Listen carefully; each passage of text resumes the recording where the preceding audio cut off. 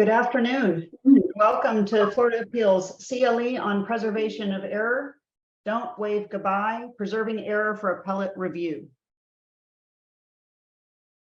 I'm Shannon Macklin, an appellate lawyer and founder of Florida Appeals. This is the first of what we hope are many CLEs that we plan to host to assist practitioners navigate the appellate world. So if you have any other topics that you think would be helpful for us to cover, please let us know. Today's presentation will be divided into three sections. First, Robert Scavone Jr. will briefly discuss the standards appellate courts apply when assessing error. Robert clerked for Judge Adalberto Jordan at the United States Court of Appeals for the 11th Circuit and at the 3rd District Court of Appeal for Judge Barbara Lagoa. After Robert, former 5th District Court of Appeal Judge William Palmer will explain how to preserve issues for appeal and why a 2014 opinion from the Supreme Court of Florida called Special flipped the burden for showing harmless error and why that opinion likely changed offers of proof. Bill served on the 5th DCA for 18 years and was chief judge of that court from 2007 to 2009. Last, but certainly not least, is Erin Pogue Newell, and she'll discuss motion practice as it relates to preservation. She will cover recent changes to the civil and family law rules dealing with motions for rehearing and when to file your notice of appeal. Erin has traveled the state arguing cases before all of the district courts of appeal, except the 6th DCA, not quite yet. And she has appeared before the United States Court of Appeals for the 11th Circuit. Time permitting, there will be a question and answer period at the end of the program. Please direct your questions to me, Shannon Macklin, in the chat, and we'll get to as many of them as we can. And if we run out of time, please feel free to just email us directly at info@floridaappeals.com, and we'd be happy to help you out. Thank you for joining us. We hope you enjoy the CLE, and now I'll turn the program over to our moderator, Robert Scavone Jr. Thank you very much, Shannon, and thank you all for joining us. I'm Robert Scavone Jr., and as Shannon mentioned, I will be moderating this presentation. There are a few housekeeping matters I'd like to address before we get started. First, please be sure to remain muted. And second, the presentation contains a lot of case citations.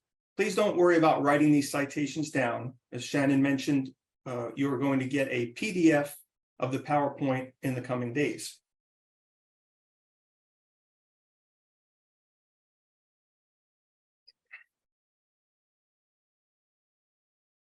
All right, we're going to get started.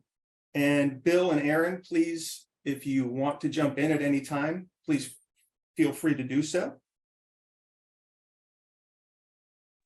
We start with the basics. Generally, you must preserve harmful errors to have a chance at prevailing on appeal.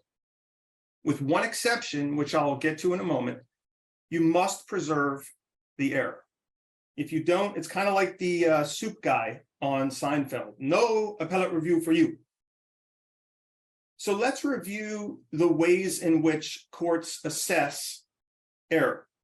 There are generally 7 ways appellate courts assess error. Preserved. This is the category most errors fall into. A preserved error may be deemed harmful or harmless, but in either case, the error must have been preserved to get appellate relief. Unpreserved error is generally fatal to appeal, except in cases of fundamental error, which I'll get to in a moment. Harmful error, these errors are, if preserved, are likely to result in a reversal unless the error was harmless. Harmless error review, this is sort of like the even if error. Even if the court erred and assuming the error was preserved, the appellate court will affirm. Invited error, this is what I would call the doomsday error, and I'll explain why in a moment. Fundamental error, this is the one exception to preservation, and it's sort of like an escape hatch of sorts, and it applies even if the error was unpreserved. And then finally, cumulative error.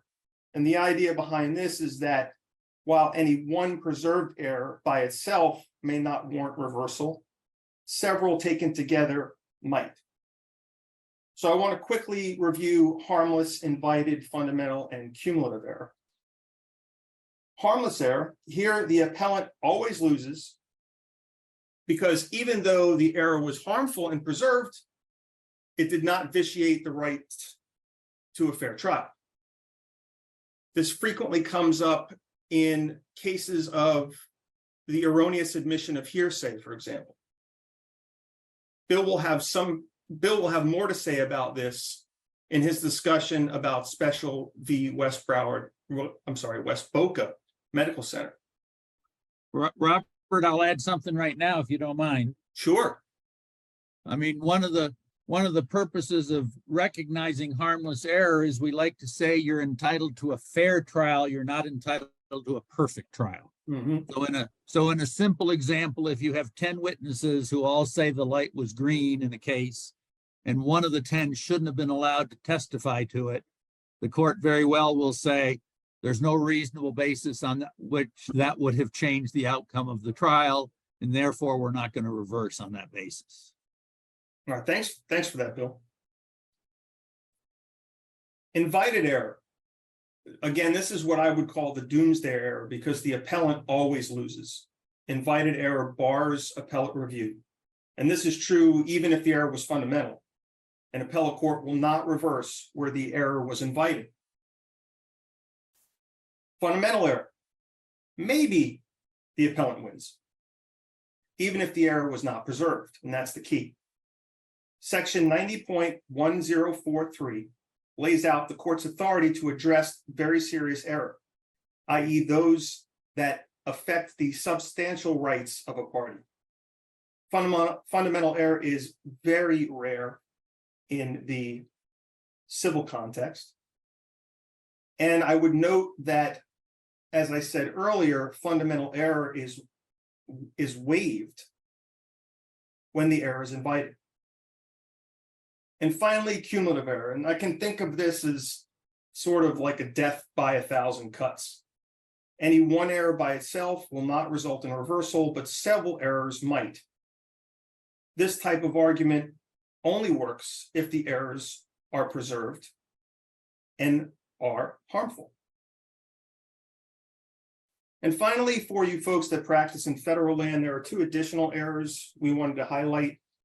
Plain error, which is similar to fundamental error in state courts. To prevail, the appellant must show prejudice, meaning the error affected a substantive right. And finally, we have structural error. This occurs exclusively in criminal cases, and the DOJ always loses. The main difference between plain error and structural error is that the defendant does not have to show prejudice when the error is structural. All right, folks, that does it for me. I'm going to turn it over to Bill. Welcome in, Bill. I'm here with you, Robert. Great.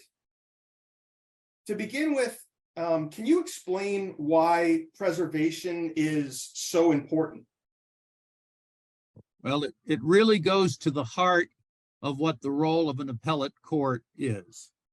The appellate courts are error-correcting courts. They're not there to decide law in the abstract or to decide how they think a case should have come out if they were ruling on it originally. They are there to correct errors of the trial court. And so if they reverse a case, what they're doing generally is they're saying to the trial judge, you made a mistake, it was harmful, and we're going to correct your mistake.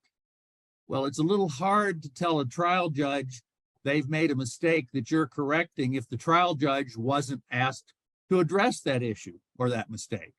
And so if the court is there to correct errors, they're generally going to say the trial court didn't err if they weren't asked to do something that you're now asking us to reverse them on.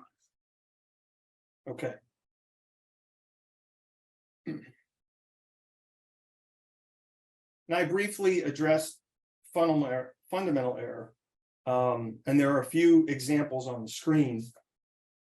In your experience, Bill, when does this most often come up? It almost often comes up in the criminal context, usually in a due process or constitutional rights setting.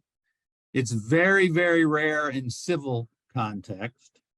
In the 18 years I was on the bench, I don't recall a single case where in a civil case we decided some error was fundamental. It really has to go to the very heart of the case and make it untenable for the decision to stand, even if the error was not preserved. And so you have a couple of examples here in this slide where summary judgment was entered without holding a hearing, or a particularly outrageous closing statement. I can recall one case we had which probably would have met this standard. I don't think it was at issue because I think it was preserved, but it's the kind of error that probably could have met that standard. We had a case, it was a dissolution of marriage case. At the end of the case, the trial judge asked each of the parties to submit a proposed final judgment. They submitted two conflicting final judgments, and the trial judge just signed both of them. They brought this to the attention of the trial judge, and the trial judge didn't change anything. So you had two final judgments inherently in conflict that were both still in play. That's the kind of situation that I think would probably qualify as fundamental error, because there's no way both of them could stand and be enforced because they were inherently in conflict with each other. All right. And why do we say that this is an exception to preservation? Going back to the primary focus of the courts being to correct errors, this is one place where you can, in essence, say the court made a mistake, even if it wasn't specifically brought to their attention, because it is so critical and goes to the heart of the case. Thanks for those examples, Bill. I appreciate that. Now, section 90.104 authorizes judges to make evidentiary rulings. Bill, what are the distinctions between what a lawyer must do when her objection is to the admission of evidence as opposed to the exclusion of evidence? Well, let's start with those things that are the same. And that is that in both cases, you have to make a timely objection, which we'll talk about a little more, and you have to make a specific objection, which we'll also talk about in a couple minutes. But the one main difference is if you're objecting to evidence which is admitted, you don't have to make an offer of proof because the evidence is already part of the record. The appellate court will be able to see it and review it. But if the evidence is excluded, you need to make an offer so that there's something in the record for the appellate court to look at to determine whether or not what was excluded was erroneous, and if so, whether it was harmful. The appellate court is going to be limited to what's in the record when they're reviewing the case on appeal. So you need to make sure there's something in the record from which the court can determine that its exclusion was indeed an error. And we've also noted here that the ruling must be definitive. How have appellate courts defined definitive? I think it often comes up in a context like a motion in limine where the court will make some conditional decision about whether certain evidence should or should not come in. But it's in a context where it's clear that that ruling could change at some point. And so the judge doesn't rule ahead of time that all this evidence is inadmissible, but leaves open the possibility that based on how other evidence comes in, how the case develops, it may or may not ultimately be able to come in. So in that case, the original ruling on the motion in limine is not definitive, it's conditional. And therefore, when the time comes for presenting that evidence, you need to reassert the objection so the court can determine whether those conditions have been met, and then get a definitive ruling to preserve it for appeal. All right.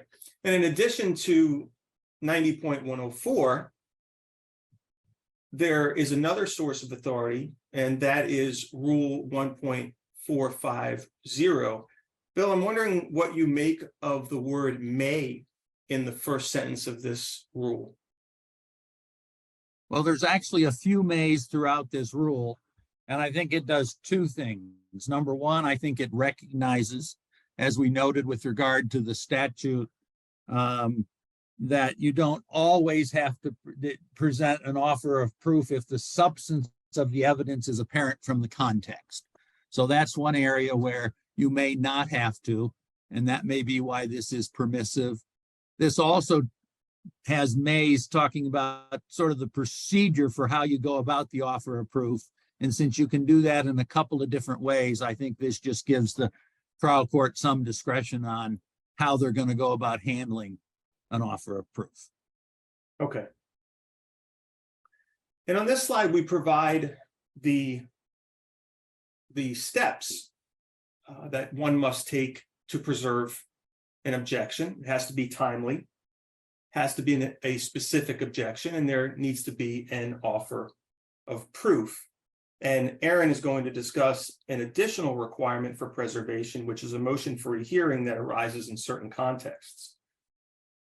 Bill, most lawyers know that a timely objection generally means contemporaneous with the, at the point the objectionable material is being offered. But the case law hasn't really been quite consistent on this.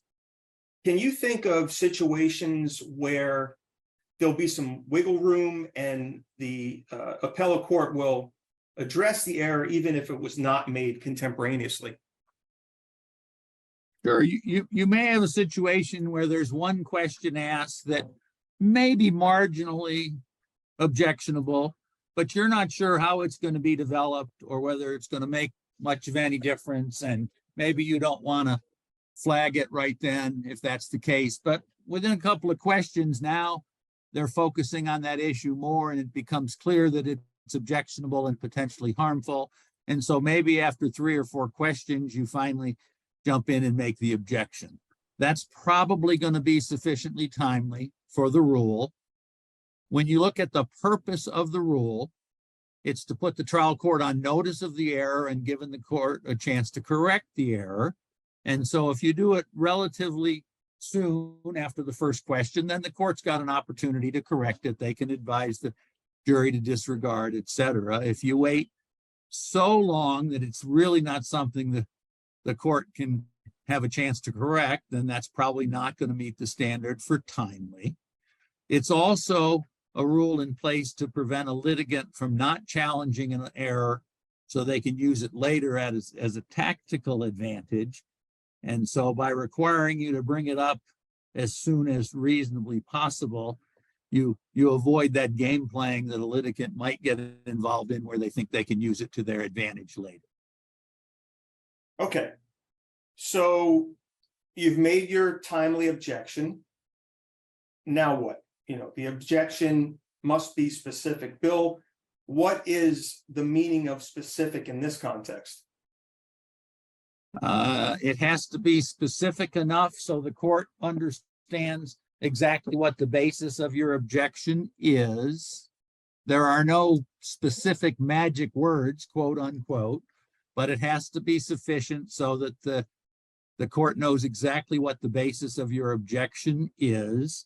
Something like for the record or lack of foundation or improper predicate is not enough. So for example, for improper predicate, there may be several reasons why something was an improper predicate, and you think it's improper because of reason A, and it turns out it's not improper because of reason A. There was some other reason for it, but you never brought that to the attention of the trial court. So it goes back again to the whole idea of the appellate court wants to look at whether the trial judge made a mistake, and the mistake has to be based upon what you asked the trial judge to do.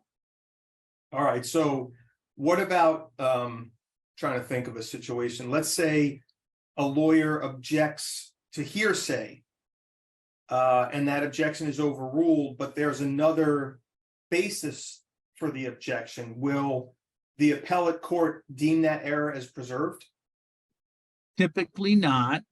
In your example, if, for example, it turns out it wasn't hearsay, but the witness wasn't competent to testify about it, or there wasn't a proper foundation, all the trial judge was asked to do in that case by the lawyer was to keep it out on the basis that it was hearsay. The court said, I'm not keeping it out. It's not hearsay. Well, there's no mistake there to be corrected by the appellate court because the trial judge did it correctly in that regard.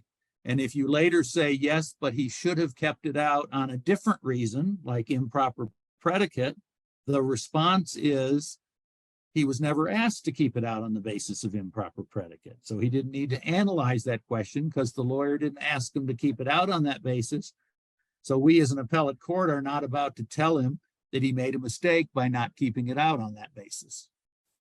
Right, and sometimes a trial judge will give you a heads up. You'll raise an objection, and the trial judge will say overruled on that basis, and that's usually a clue that there may be something else here that you're missing.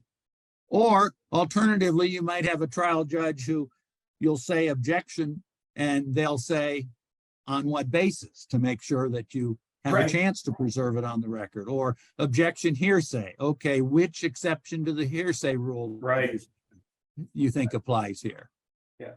But it's certainly not the obligation of the trial judge to do that for you. So you ought to be prepared to do that on your own. Right. And now in nearly all situations in the law, case law usually adds an additional gloss to things, and case law has added a gloss to the preservation requirements. One thing you must remember is to get a timely ruling. Sometimes the judge may forget to rule on objection, and in the heat of the moment,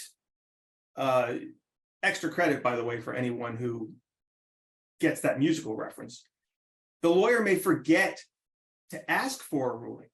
And the bottom line is no ruling, no appeal. So Bill, can you give examples of when this might happen? I think the most typical example is not such that a trial judge would forget to rule, but it just sort of gets glossed over. So the lawyer asks a question, there's an objection raised, and the judge says, move on. Well, what does that mean? Does move on mean that the objection was sustained? Or does it mean it was not sustained? The appellate court could very well say, we don't see a preserved error here. Where's the ruling that you're objecting to? My ruling is he said move on, but we don't know what move on means. So in that scenario, you may need to say to the trial judge respectfully, Your Honor, does that mean you're sustaining the objection? And typically the trial judge will tell you what it means, and then you've got your definitive ruling that allows you to preserve it for appeal. Perfect.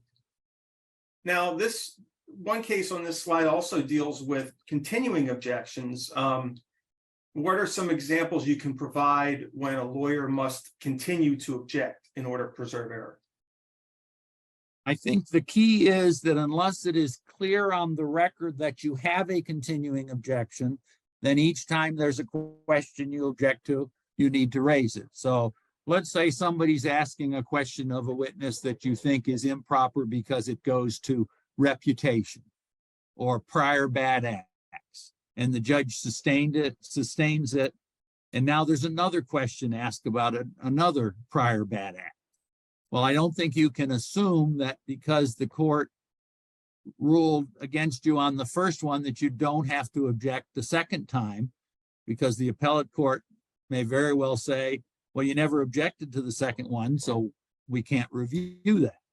On the other hand, if you make it clear, you say, ask the trial judge, Your Honor, can I have a continuing objections to any questions about prior bad act, whatever? And the court indicates that, yes, they recognize it's a continuing objection. Then you've got it on the record, and it should be preserved for any questions that ask about prior bad acts. Okay. And the final step is to make an offer of proof, which some people refer to as a proffer. And there are two ways that this can be done. One is with an attorney narrative, where the attorney essentially summarizes what the witness will testify to or what the evidence would show. And the second way is by a Q&A with the witness outside the presence of the jury. And here, essentially, the witness takes the stand and you conduct your examination, and that's the proffer.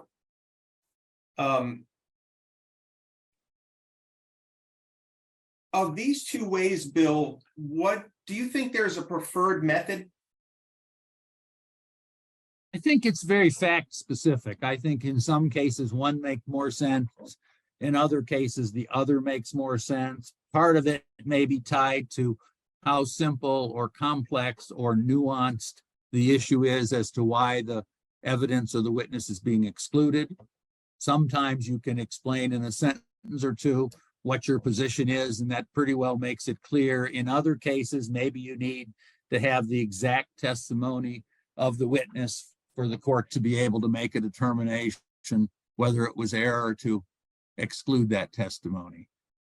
Some of it may come down to practicality, how much time it's going to take, whether the judge is going to be predisposed to allow a more detailed offer of proof, or whether it makes more sense to do it in a more streamlined fashion.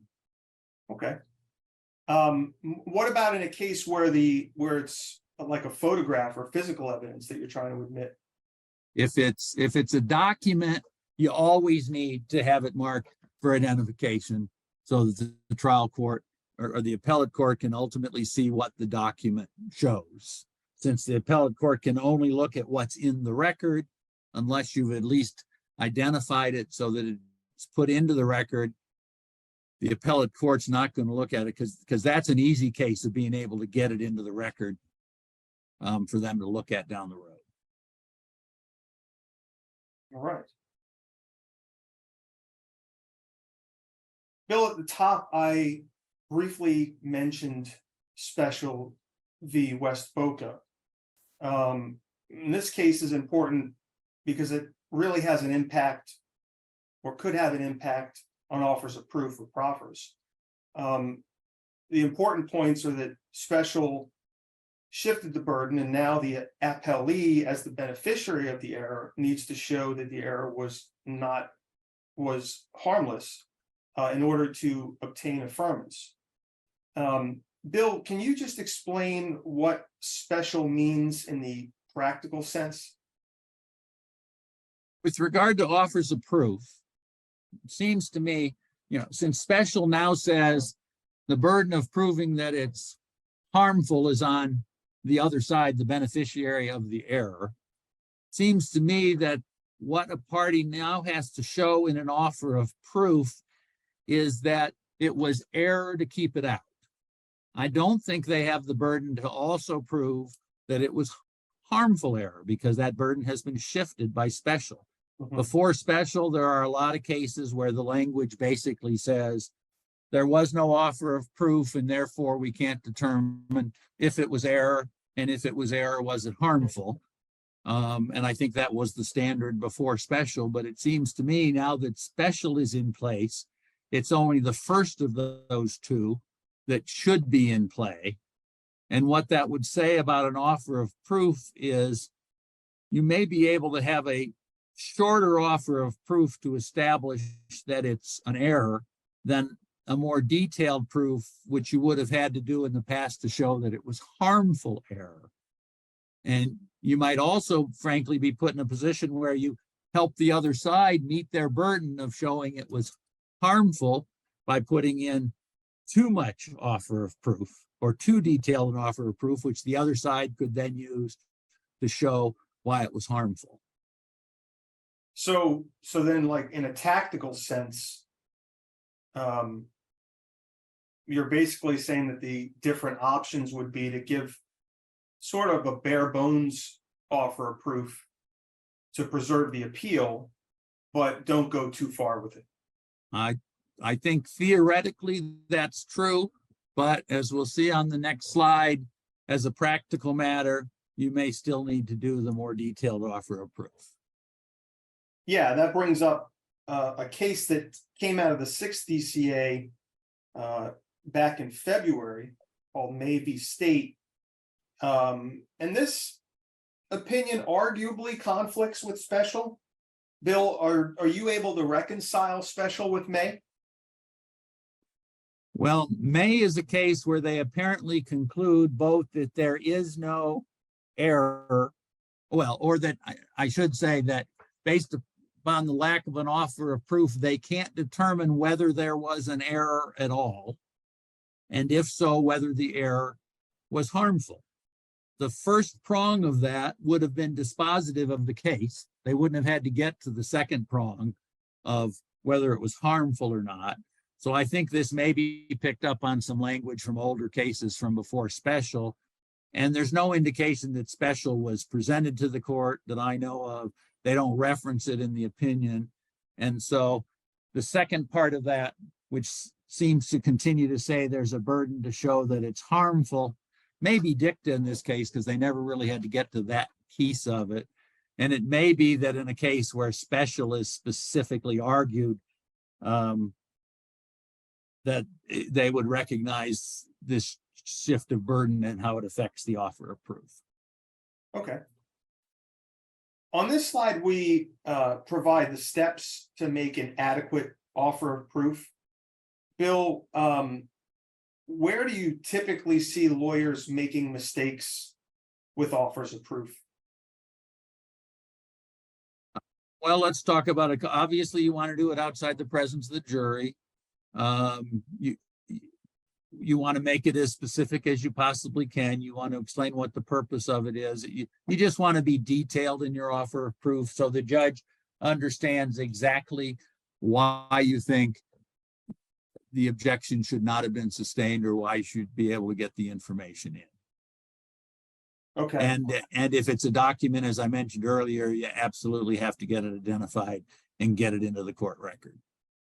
Right, and we note on this slide that it is error for a trial court to refuse to allow a proffer. Bill, do you think what if the judge just absolutely insists? Is there any kind of remedy? I think there is a remedy because if you have asked the court for an offer of proof and the court would not allow you to do it, an appellate court would be disinclined to reject your appeal on the basis that you didn't provide an offer of proof because you didn't have the chance to do that. In that case, one of your issues on appeal would be the trial court made an error by not allowing you to make your offer of proof. Mm-hmm. And that would be an error, presumably as a matter of law. And that may be one of those situations there. And then you don't have to show that it's harmful because that's not your burden now. You showed that there was an error. As a practical matter, if the judge refuses to do it, I think you need to respectfully ask them to allow you to do it, to tell them you need this as a record for purposes of appeal. It doesn't have to disrupt the proceedings. It can be done after after hours. I've seen judges who basically say, since it's an offer of proof and it's not actually going into evidence, I don't even need to be here. I'll leave, and if you want to put it on the record after I'm gone, go ahead and do it so that it's minimally disruptive to the process. So I think you try and tell the trial judge you need it for potential appeal, and if they still refuse, then you've got an independent issue for appeal. All right, Bill. Well, thank you very much for walking us through those steps. I appreciate it. And okay. I wanted to bring Aaron in now for a discussion. Hello. Good afternoon. Good afternoon. We're going to have a discussion here about motions for new trial or rehearing. We're focusing on rehearing. To begin with, we look at the rules dealing with the motions for rehearing, which are on the screen, 1.530 and 12.530 for family law. Aaron, can you give examples of why these rules are deemed exceptions to finality? Sure.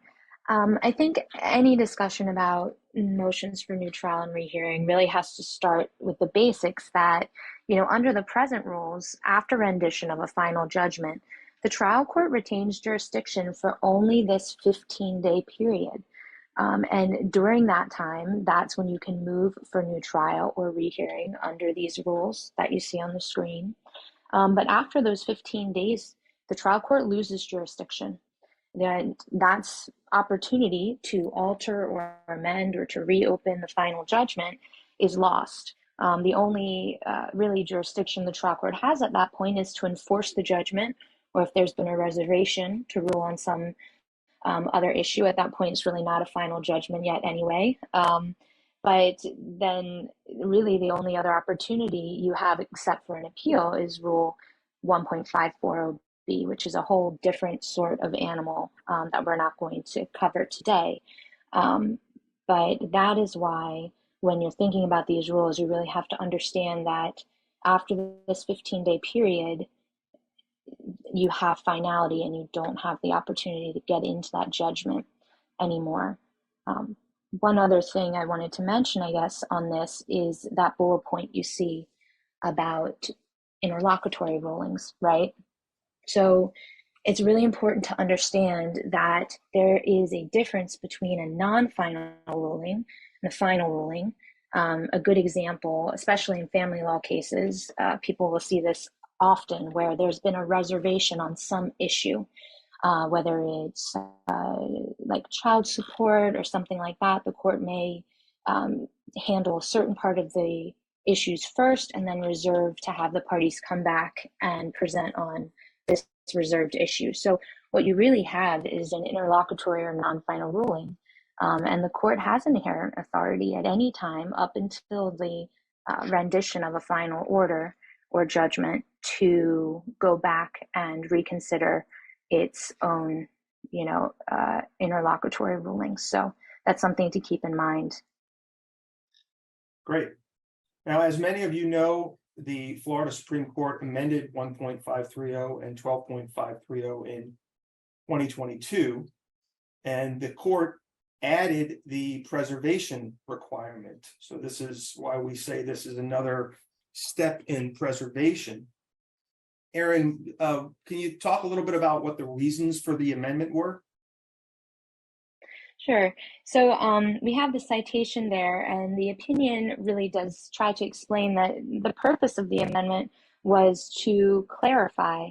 The court wanted to clarify that filing a motion for rehearing is required to preserve an objection to insufficient trial court findings in a final judgment or order. I think in actual practice, it did create maybe some more confusion amongst practitioners about, well, what exactly is insufficient trial court findings, and do I really have to file this motion for rehearing now if we're thinking about an appeal? So that will lead us into, well, I guess go ahead into the next slide. We can talk about the court commentary. Yeah, I did want to just ask one quick question. Sure. You said that the rule was done for clarification. But did it cause confusion among litigators? Yeah, so in the family law especially, there was a split of authority amongst the DCAs about whether the appellant had to have moved for rehearing to apprise the trial court, especially when you had findings under the requirements in Chapter 61. You have a lot of different best interests of the child's requirements. You have alimony, all of these elements that the trial court is required to consider. So a lot of times on appeal, you would have the party that's challenging the order saying, well, the court, this is insufficient. They didn't even touch upon the required things. And, the third and the fifth district courts of appeal came out very strongly and said, look, you've got to raise this in a motion for rehearing, or we're not going to consider it. It's not preserved. The other district courts of appeal had some differences, and some case law was developing and people were taking sides on it. So, that is where the clarification came in. But I do think it did still it wasn't as clarifying as perhaps the Supreme Court had wanted it to be. The court also added commentary to the rules. Can you explain what this means in practice? Yeah. So people forget and maybe not even realize, especially in the beginning of your practice, that there are any number of reasons that you may either want or need to move for rehearing or for new trial.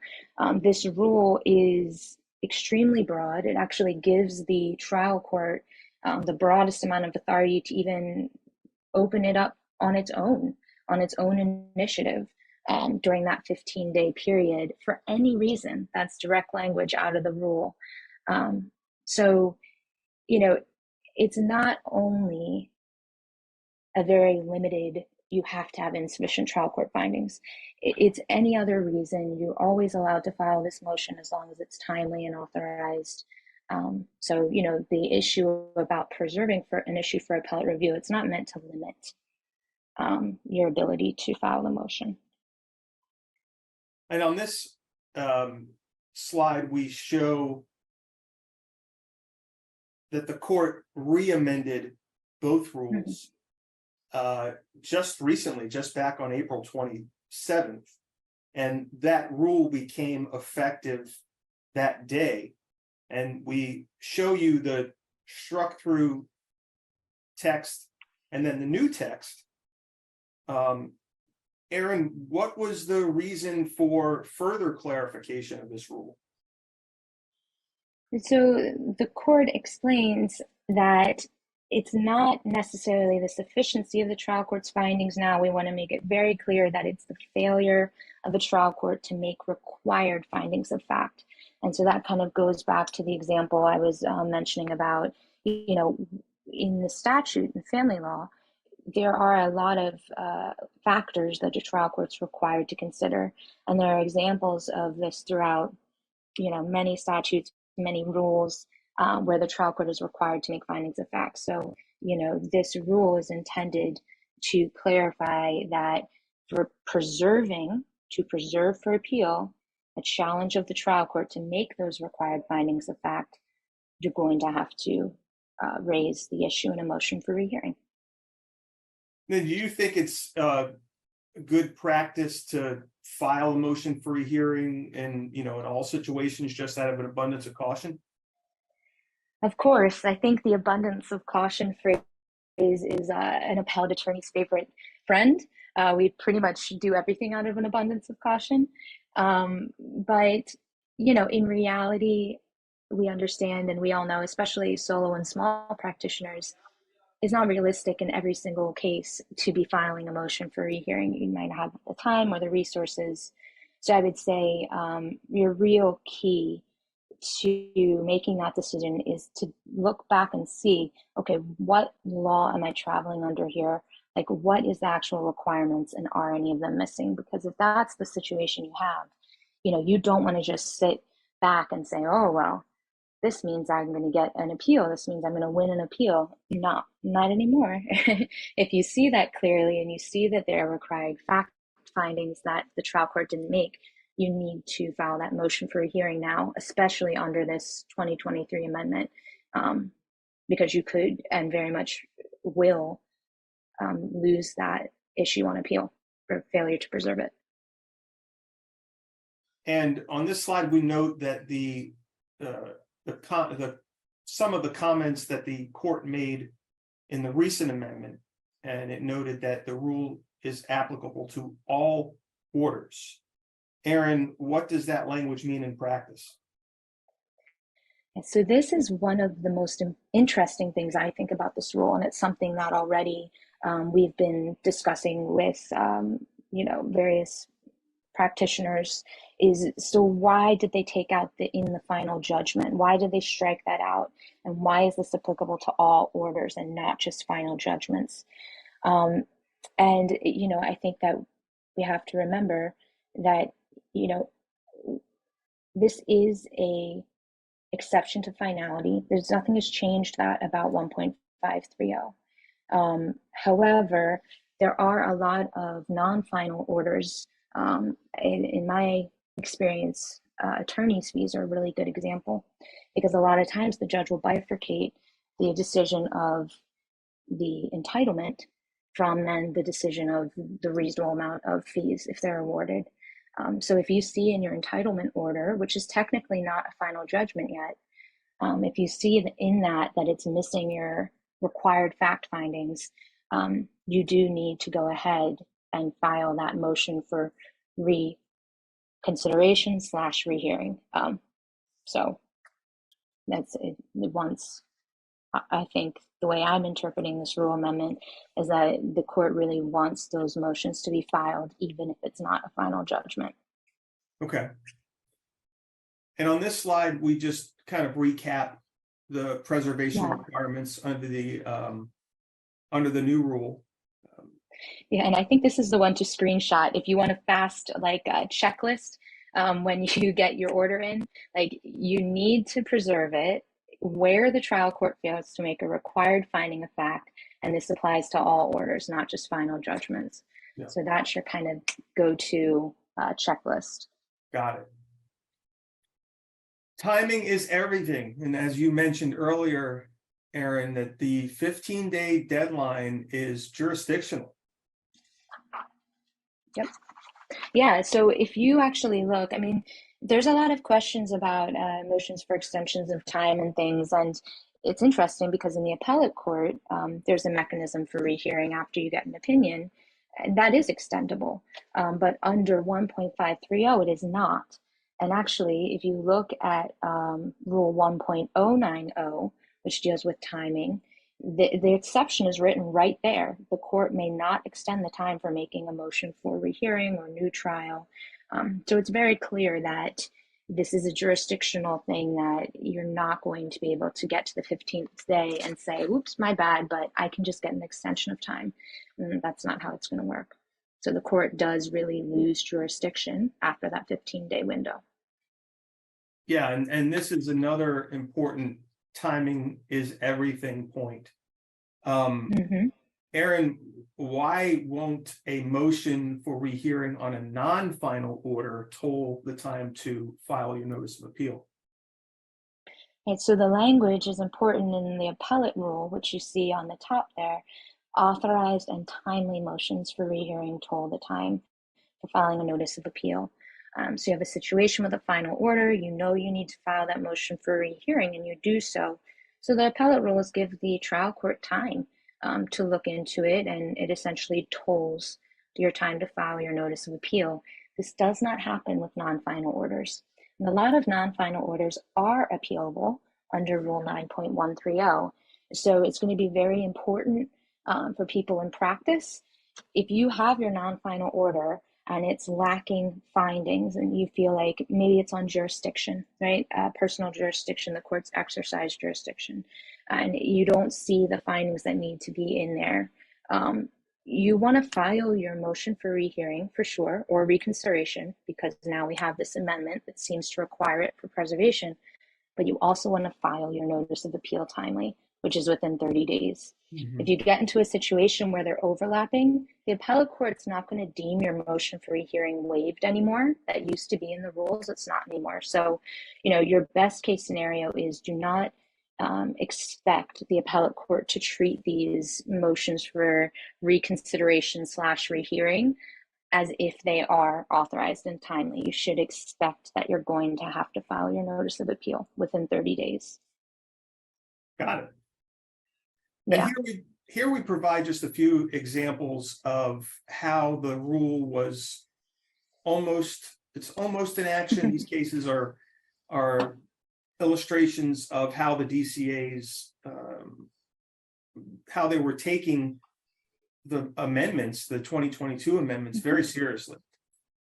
That's right. And I like to highlight McGill because it's a family law case in the second, which is one of those DCAs that was in conflict with the third and fifth in family law. But the second DCA has pretty much said, look, now that the rule has been amended, we are requiring motions for rehearing. And they're all, talking about it and considering it in line really with what the 2023 amendment is. So it's really being applied where there's a lack of required fact findings. I think that will continue. All right. And here are situations where the motion is unnecessary. Aaron, what does this mean in practice? And these subsection of the rules have been here through these amendments. This is nothing new. And the real thing to think about is who is the finder of fact, right? So these are where you're in a non-jury action or the action's been tried by the court. The judge is the fact finder. So that necessity of apprising the trial judge over again by way of a motion for rehearing is perhaps not as important to preserve.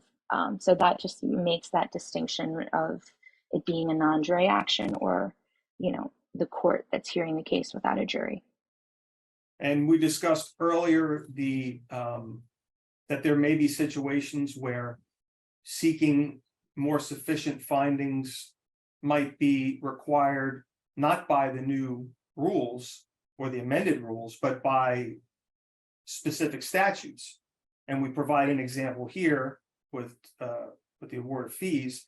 Aaron, are there any other examples you can think of where that might come into play? For sure. There's examples across the board. Anywhere the trial court is required to consider factors, which happens, I think we can all think of many examples. Kind of a hot topic one could be the new summary judgment rule, right? So 1.510 now requires the court to make those findings on the record. So that's a good one that has kind of been a topic of discussion where if the order is missing that or the court hasn't articulated, its reasoning on the record, that's going to be an issue you need to bring up in a motion for rehearing or reconsideration in order to have that issue on appeal. Okay. And in this situation, we talk about where a court doesn't really state a basis for its decision. What happens in these cases, Aaron? What does a DCA typically do when the findings are not sufficient? Right. So as the first district kind of makes a very good job of explaining in this particular case, when the appellate court doesn't have enough on the record to be able to review the case, to review the decision, they are likely to remand the decision back to the trial court and tell the trial court you need to clarify or make the necessary findings. Now, it's interesting with this new amendment, the 2023 amendment, it puts more onus, I think, on the challenging party to recognize this before you get to appeal and to say, look, this is missing these findings.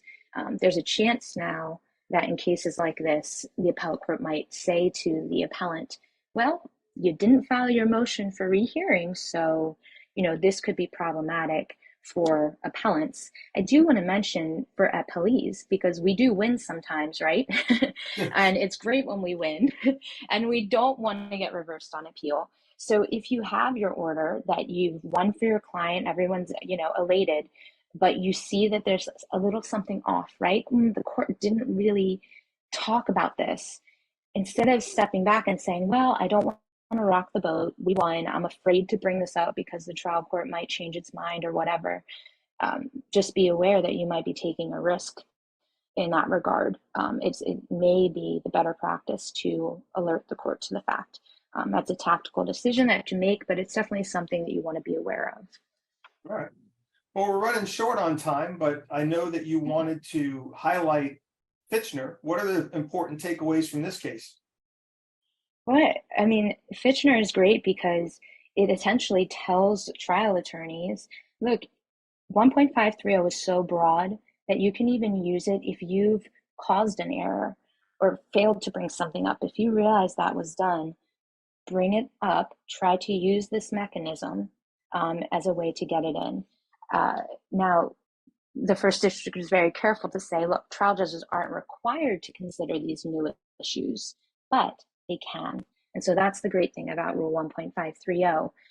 It's not really an exception to preservation, but it's a way to get that extra issue peppered in before you really have that hard final ruling. All right.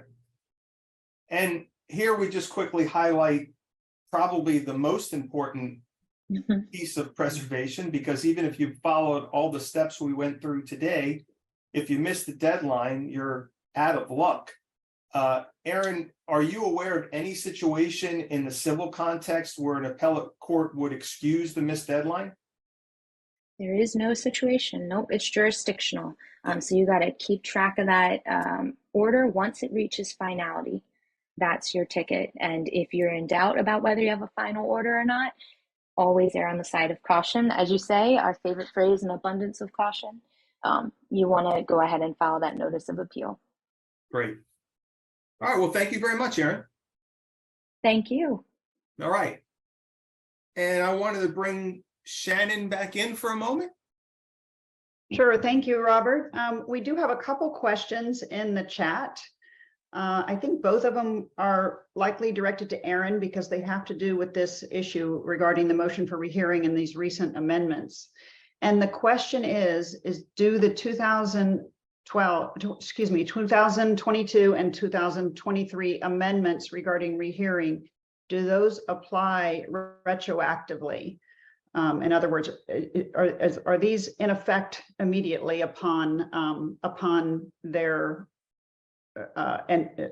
issuance? Yes. So as far as them being effective immediately, that is accurate.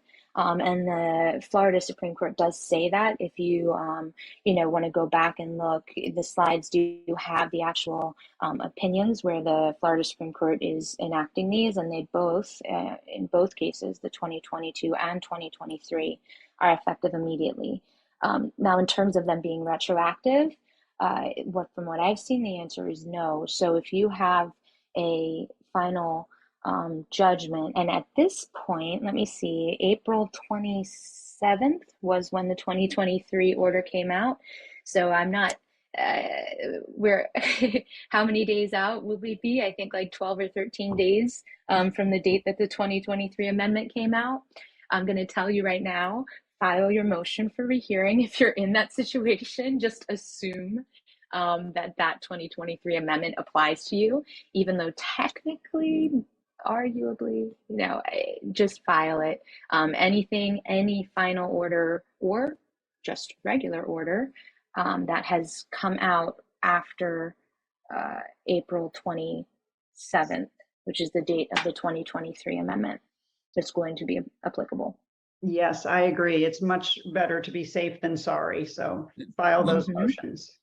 Let me add, Shannon, as well. It wouldn't be retroactive in the sense that if you didn't do it on a case that was pending before that, that's now on appeal, that it's going to be applicable, but then you're going to have to revert to what the case law is. And in certain of the DCAs that you would still have that requirement because of the case law separate and apart from the rule. That's correct. Yep. Exactly. All right. Well, thank you. I think that we've run out of time as far as the questions go. But again, if anybody has any specific appellate questions, please feel free to email us at info@floridaappeals.com. And also, I just wanted to let everyone know that we did not realize that our Zoom room was capped at 100 participants. And so others weren't able to actually get on the Zoom right now, but we wanted to make sure that everyone knows and to please pass on the word, and we will through email, that we've recorded the Zoom and we'll be sending out a recording to everyone who registered. So everyone can listen to the CLE at their leisure and then be able to obtain the appellate CLE credit for it. And then also, as Robert mentioned, we'll send you the PDF of the PowerPoint as well. Thank you for joining us and have a great day.